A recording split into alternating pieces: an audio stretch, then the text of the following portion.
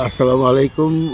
ইরানের আর ইসরায়েলের যুদ্ধের খবর নিয়ে আবারও আসলাম আপনাদের কাছে। অনেকেই আমার এই যুদ্ধের খবরগুলোকে পছন্দ করছেন, অনেকেই সাধুবাদ জানাচ্ছেন, অনেকেই পছন্দ করছেন না। খুব একটা ভিউ নেই, তবে আমি ভিউয়ের জন্য অ্যাকচুয়ালি এই ভিডিওটা করছি না, আমি করছি মানুষকে জানাবার জন্য যে আসলে কি হচ্ছে বর্তমানে ইরান ইরাকের যুদ্ধের সার্বিক পরিস্থিতিটা কি, যেটা এই মুহূর্তে সারা বিশ্বের মানুষ তাকিয়ে আছে এটা জানবার জন্য যে অ্যাকচুয়ালি আমরা কোন পথে হাঁটছি বা পৃথিবী কোন দিকে যাচ্ছে।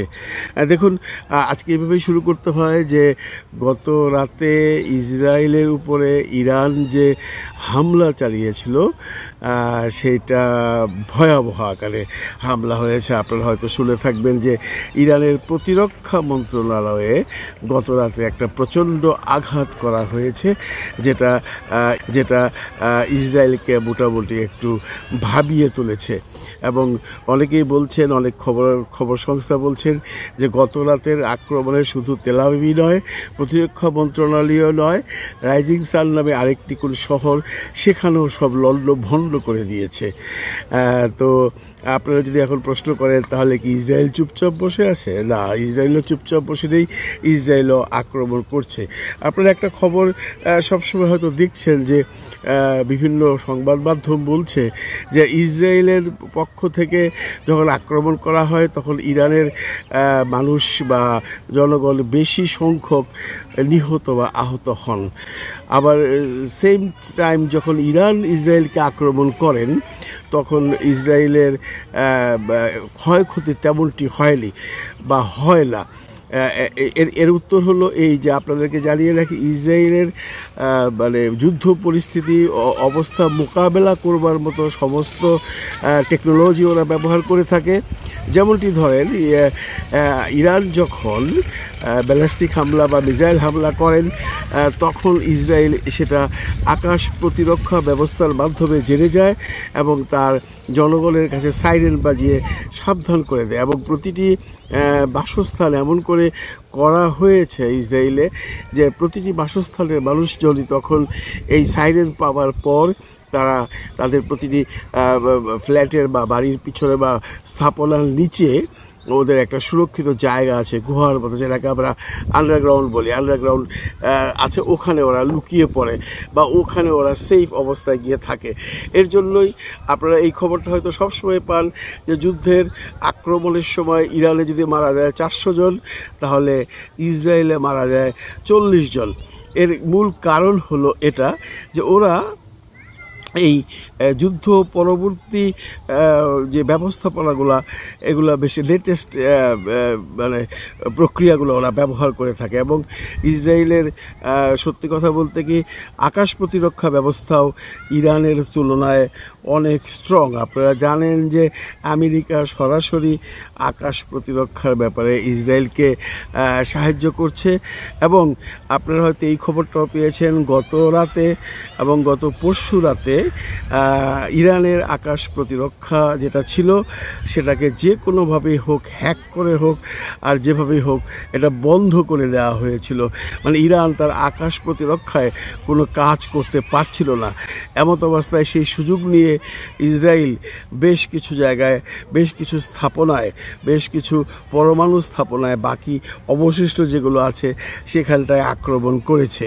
গত রাতে যে খবরটা প্রথমে আমরা পেয়েছি যে ইরান থেকে প্রায় 100টি বা 100টির বেশি ব্যালিস্টিক এবং মিসাইল ক্ষেপণাস্ত্র আক্রমণ করেছিল ইসরায়েলে, যেটার আঘাতে নিশ্চিহ্ন হয়ে গিয়েছিল বা গিয়েছে এই প্রতিরক্ষা মন্ত্রণালয়।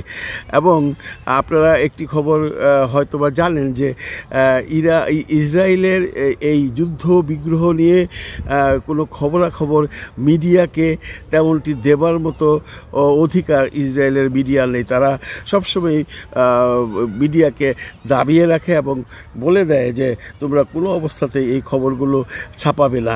এর মধ্যেও কিন্তু এই যে আপনার প্রতিরক্ষা মন্ত্রণালয়ের আক্রমণ সেটা মিডিয়াতে ফাঁস হয়ে গেছে।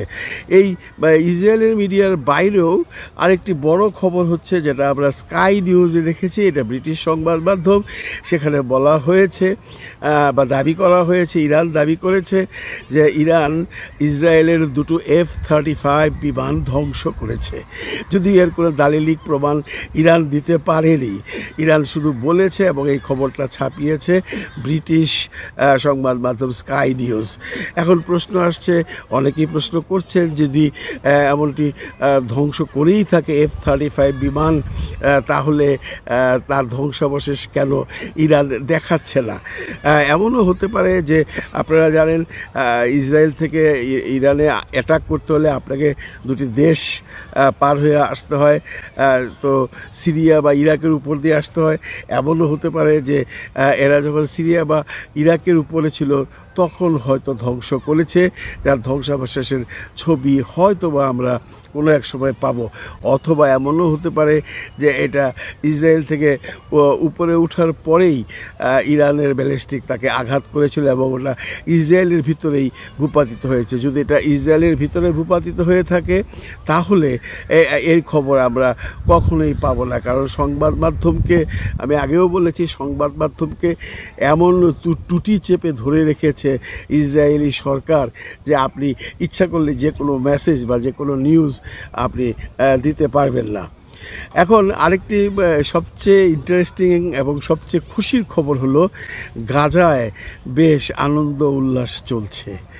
হ্যাঁ, আপনারা আন্দাজ করতেই পারেন বন্ধুরা, আপনারা জানেন ফিলিস্তিনিবাসীরা ইসরায়েলের আক্রমণে, ইসরায়েলের সেই হতাহতের পর, ইসরায়েলের সেই অত্যাচারের পর তারা এত নিপীড়িত নিগৃহীত ছিল যে তাদেরকে সাহায্য করবার মতো কোনো দেশও ছিল না এবং কোনো জাতীয় তাদের জন্য এমনভাবে এগিয়ে আসেনি।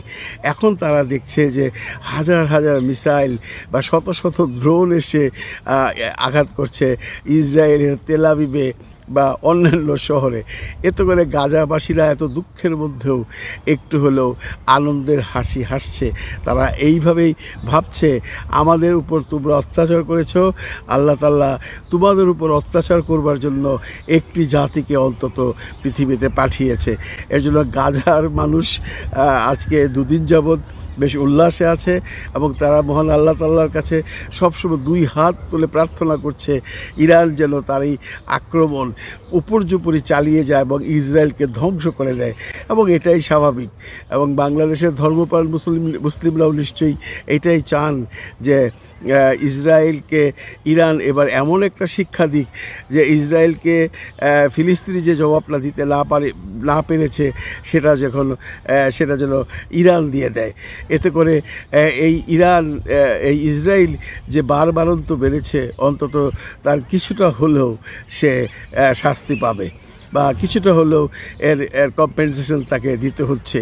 এর জন্য গাজাবাসী মানে আপনাদেরকে কি করে বুঝাবো, আমি এখানে সুইডিশ টেলিভিশনে দেখেছি গাজাবাসীরা সেই আক্রমণের ছবি তুলে ভিডিও করে এক একজনকে দেখাচ্ছে, শুধু বাকি আছে মিষ্টি খাওয়াখাওয়ি। এবং আমার মনে হয় সেটাও হবে, কারণ এখন ইসরায়েলিরা কিন্তু ইরান নিয়েই পড়ে আছে, ফিলিস্তিনের প্রতি তাদের মাথা ঘামানো আগের মতো নেই। এখানে আরেকটা কথা খুব ইন্টারেস্টিং আপনাদেরকে জানিয়ে রাখি, এই F-35 বিমান যেটা ধ্বংস হয়েছে বলে দাবি করছে ইরান, যে দুটো F-35 বিমান তারা ধ্বংস করেছে, এটা যদি সত্য হয়ে থাকে তাহলে এটা আমেরিকার জন্য একটা বিরাট চপট আঘাত। কারণ আপনারা জানেন যে F-35 হলো আমেরিকার সবচেয়ে লেটেস্ট একটা সংস্করণ, একদম সর্বশেষ প্রযুক্তি দিয়ে তারা F-35 বিমানটা প্ল্যানটা তৈরি করেছিল। এবং এই F-35 যদি ধ্বংস হয়ে থাকে তাহলে এটা হবে যুদ্ধের ইতিহাসে এই প্রথম যে আমেরিকার F-35ও ধ্বংস হয়। আমেরিকার F-35কে কোনো একটি দেশ কোথাও না কোথাও ধ্বংস করেছে এবং এটা ইতিহাসের পাতায় স্বর্ণাক্ষরে লেখা থাকবে।